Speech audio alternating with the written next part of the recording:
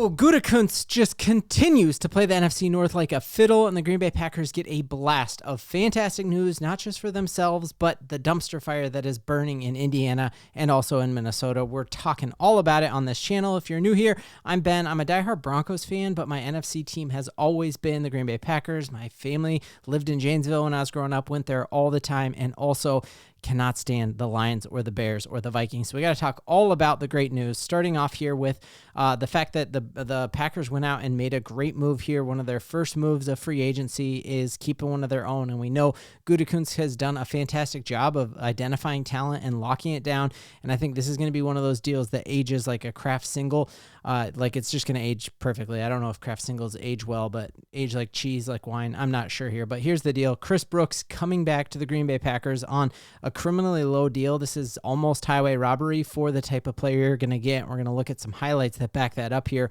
But the Packers just do that. They sign a 2-year extension here, bringing him back. And that's really the first domino to fall in this running back room, which we're going to talk about here in a second as well. But just a fantastic deal that the Packers can structure in a number of ways to help with the cap this year, or to backload it and have or front load it here if they're not going to make any other moves, or backload it if they want to clear up space this year. And one of the things that makes him like phenomenal here that really goes underrated, and especially with having a franchise quarterback like Jordan Love, is how this dude does in pass protection. Watched a ton of videos here where you just see the amount of extra time that he gives, even up against some of the best defensive fronts in football.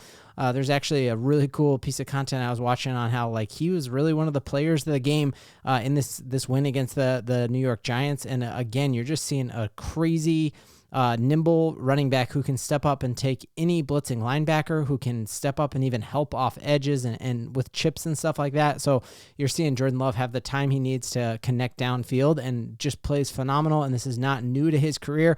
Love watching this type of blocking out of the backfield. Just stunting is a habit for this cat.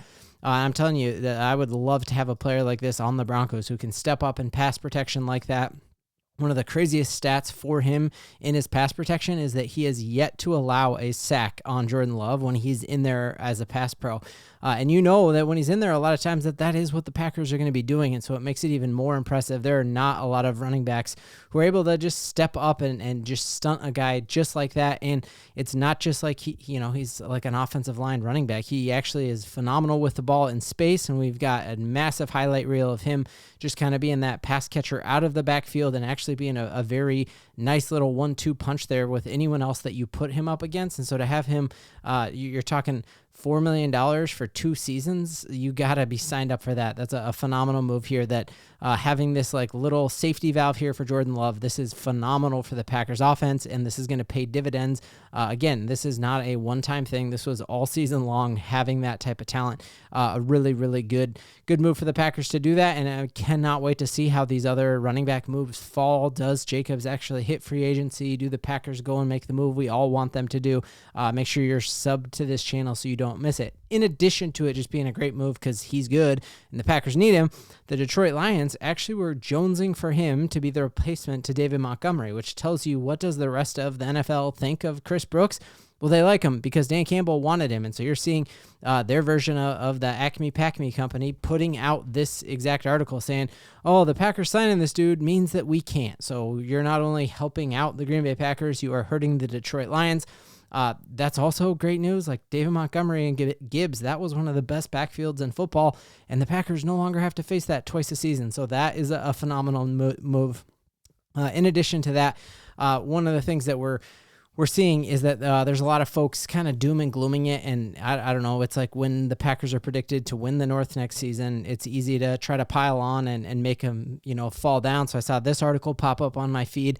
Packers about to enter a nightmare scenario following the first week of free agency. And the prediction was that it's going to be a nightmare because the Packers have to go and play Malik Willis twice a season if he goes to the Minnesota Vikings.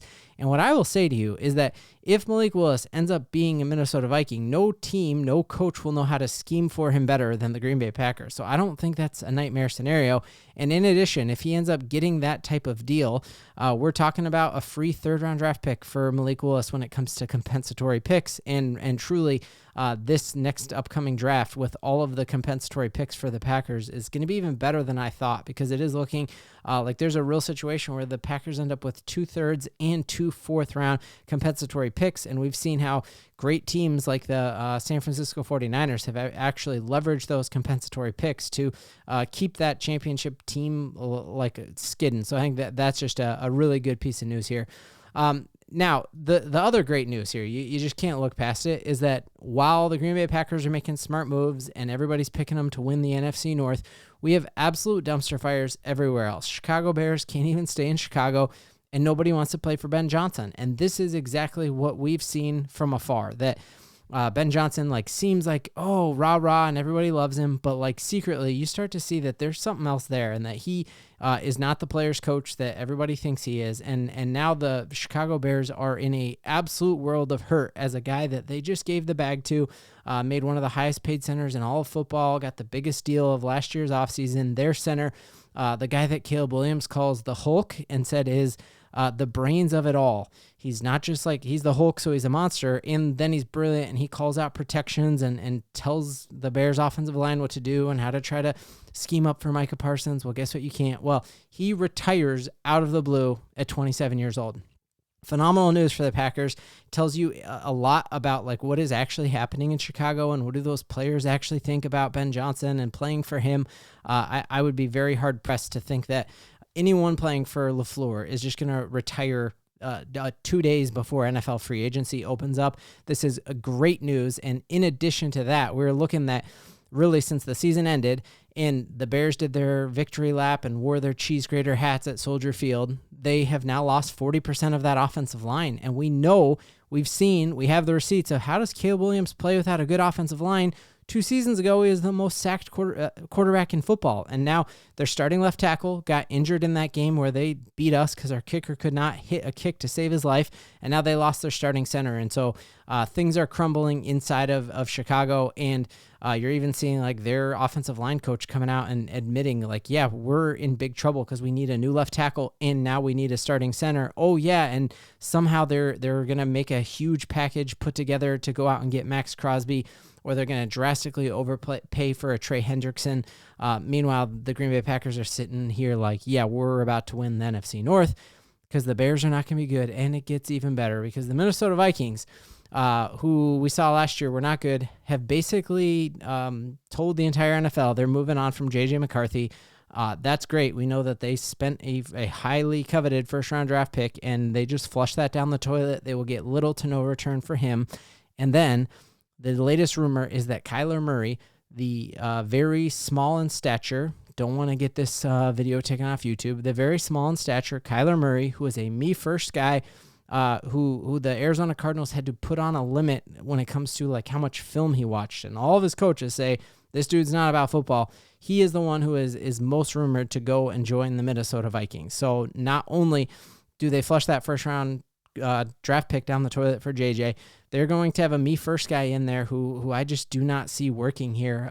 We did see some more substantiation to those rumors as we see a picture of Kyler Murray actually arriving at the Minnesota airport.